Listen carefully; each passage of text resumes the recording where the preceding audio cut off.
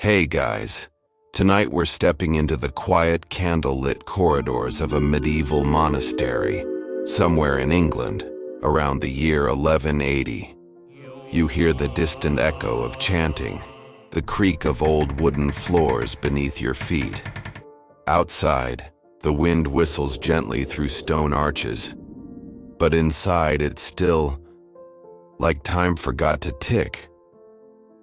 You're here not as a visitor, but as a novice, newly accepted, slightly anxious, wearing a wool robe that scratches your skin more than you expected.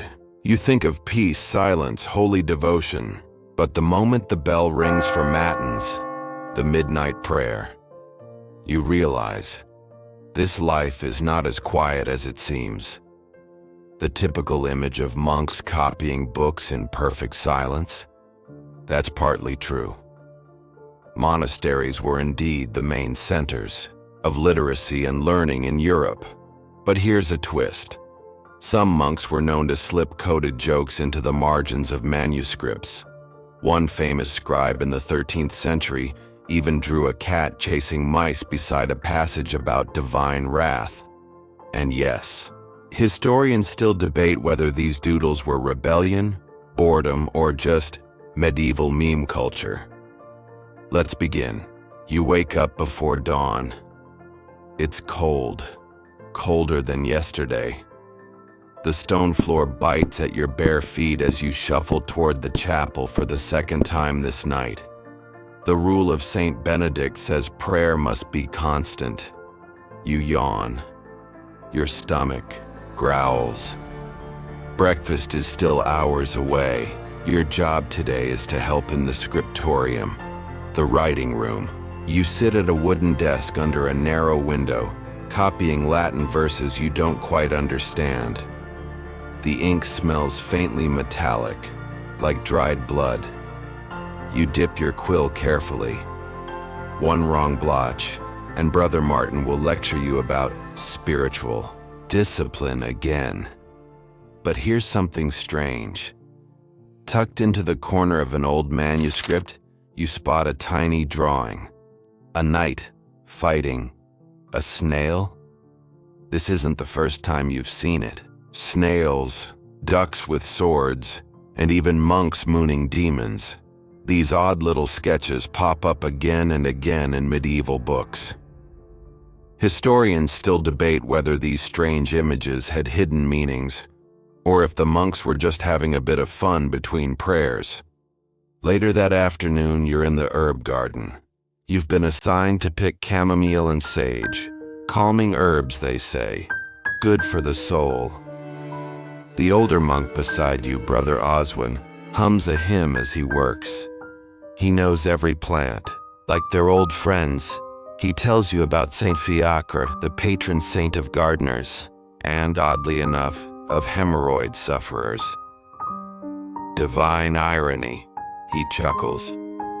You pretend to laugh, unsure if it's a joke or a genuine relic of saintly history.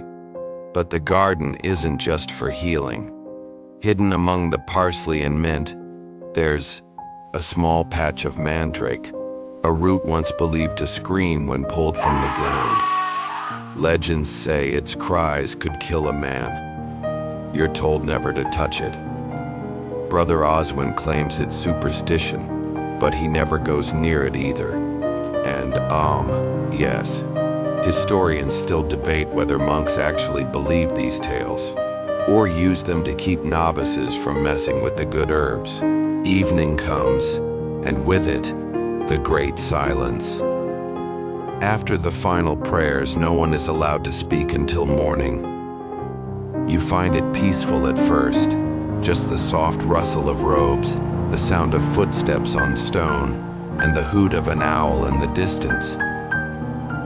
But silence doesn't mean stillness. In the dormitory, under layers of wool blankets, you hear snoring. Loud, triumphant snoring. Brother Godric, a man of great piety and even greater lungs, vibrates the rafters above.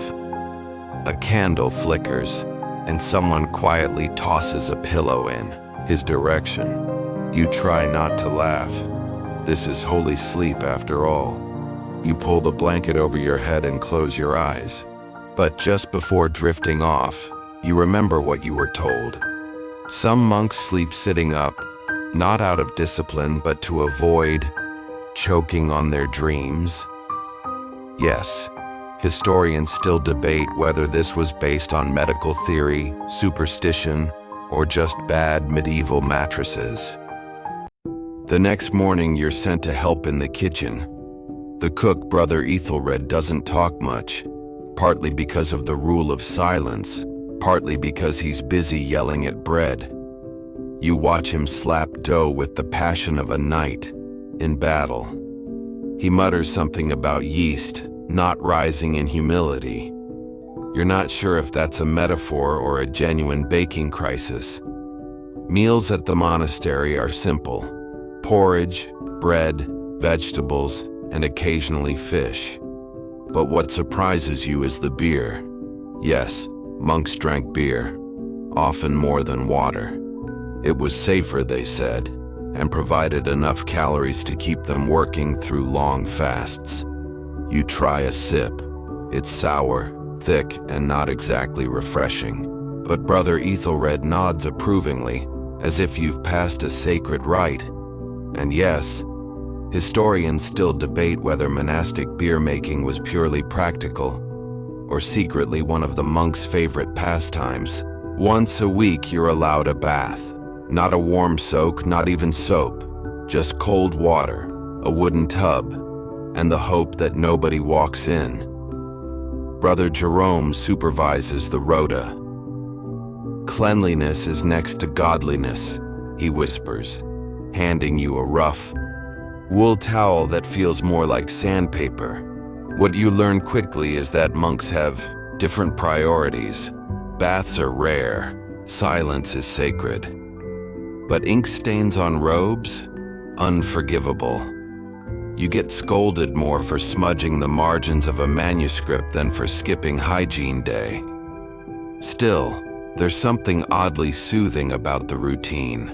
Rinse, dry, dress, pray, repeat, and yes, historians still debate whether medieval monks truly believed in the spiritual power of cold baths, or if they simply couldn't afford hot water.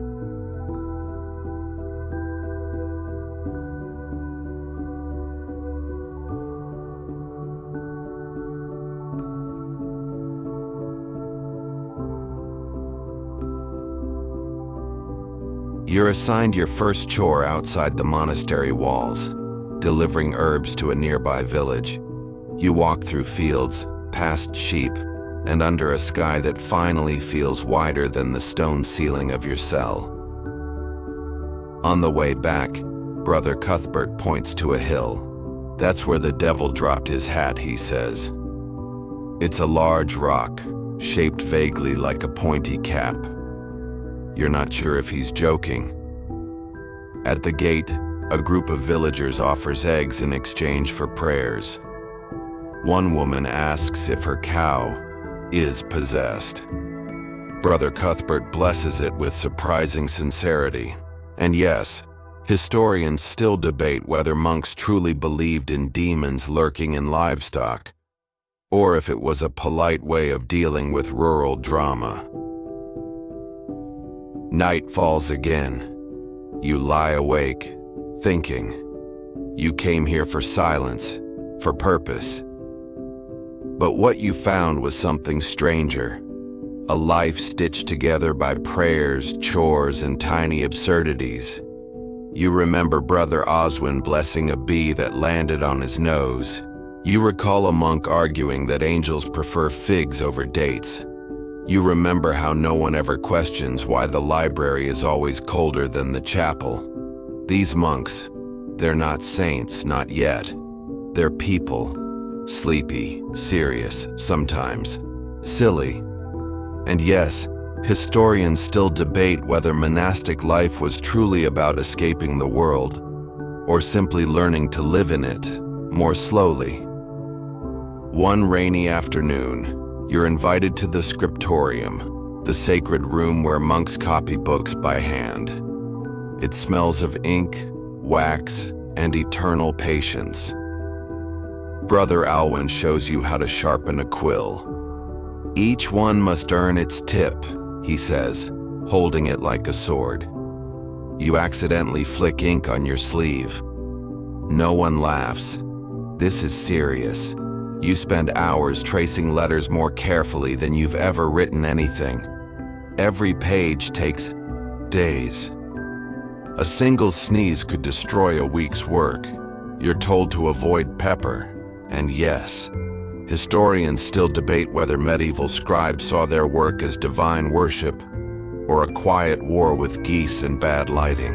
Sunday is a day of rest, mostly. You gather in the garden, trimming herbs, humming hymns, and sometimes gossiping about saints. Brother Matthew insists St. Dunstan once grabbed the devil by the nose with red-hot tongs. Brother Peter thinks that's an exaggeration. Might have just been a goat. You sip warm broth and stare at bees circling lavender. The world moves slower here. And yes, historians still debate whether saintly legends were based on fact or just the medieval version of bedtime stories. You're woken in the night by chanting. A candlelight procession moves silently through the cloister. Someone has died. The bell tolls once, then again. You follow the others, half asleep, into the chapel. The prayers are soft, ancient, and somehow comforting. No one cries. In monastic life, death is not the end, but a passage. Even grief moves slowly here. You look at the candles flickering in rows and wonder how many have burned like this over the centuries. And yes, historians still debate whether monks feared death or simply grew too familiar with it. Weeks pass. You've stopped counting days. Time feels different here, less urgent, more circular. You know the bells by heart. You know which brother snores, who sings off-key, and who secretly hoards honey. You've memorized prayers, yes, but also silences, pauses, glances, the quiet rhythms of a world apart. You wonder, not for the first time, if this strange, slow life has changed you. And yes, historians still debate whether monastic life erased the self or quietly revealed it. Late one night, you wake to the sound of whispers, not prayers, not snoring. Whispers. You slip out of bed and follow the sound down the cloister. The air feels colder here. The candlelight trembles, and then you see it. A door you don't. Remember, it's not on the monastery map. It's too small for men, but too well built to be forgotten. You kneel, place your ear against it.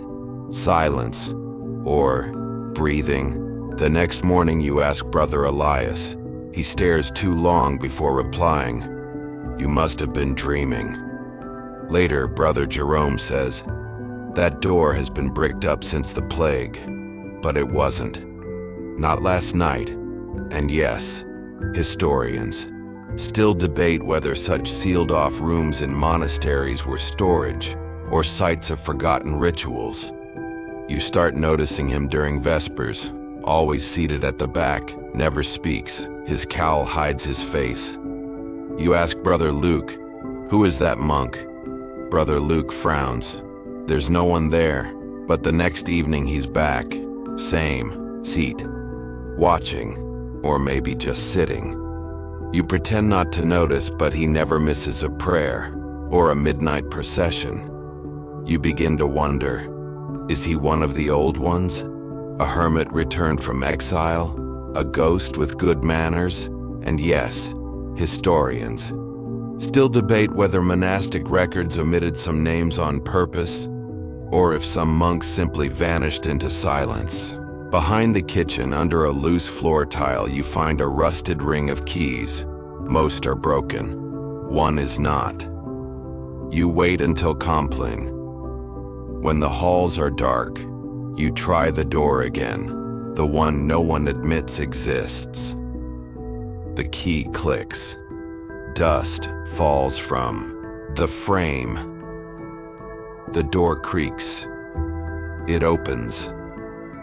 There are stairs, stone ones, leading down into blackness. Cold air sighs out, like something has been holding its breath for a long, long time. You don't go in. Not yet, and yes, historians still debate whether monastic cellars were only for wine or for things too old to name. There's a night in spring when everyone avoids the chapel. No bell rings, no prayers are said. The candles in the hall are all snuffed out. You're told, go to bed, lock your door, say nothing. But from your window you see robes, white, not black, moving in the orchard. A circle, slow chanting. It's not Latin, it's older.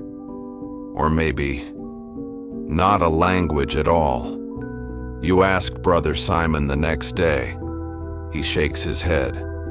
No such night, no such circle. And yes, historians still debate whether certain monastic rituals were ever recorded, or if they were meant to be forgotten. One evening, Brother Thomas offers to hear your confession.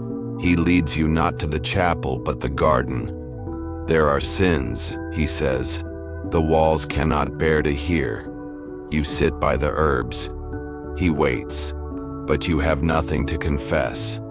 Not really, except curiosity and fear and the door. He listens, then leans close. Some doors, he whispers, only open if you want them to. And yes, historians still debate whether certain monks knew secrets of the mind, or simply understood silence too well. In the monastery's scriptorium, you find a folded page tucked behind a loose brick. The handwriting is shaky, the wax seal half melted. It's not addressed, just begins. To whoever finds this, forgive me. We thought we were protecting the world. Perhaps we were only hiding ourselves. There are names, crossed out, symbols, a map, not of land, but of corridors, and the word, below. Later you bring it to Brother Elias. He reads it, then burns it. No one should read that, he says. And yes, historians still debate whether lost letters in monasteries held only confession or warnings. The stairs behind the hidden door don't end in a cellar. They end in a room, circular, silent, smelling faintly of rose and dust. There are no relics, no bones, only symbols etched in the stone. Circles inside circles. A single wooden chair, facing nothing. On the wall, 7 names, all faded, except yours. Fresh, scratched in gently recently. You run, but no one chases. You try to forget, but the chair appears in your dreams, always facing away. And yes, historians still debate whether monks used underground chambers for reflection or for something they didn't fully understand. You never went back, you never spoke of it. But things changed. The dreams stopped. The whispers faded. You pray, you work, you wait, and you wonder if that door opened. Who closed it? The monastery continues.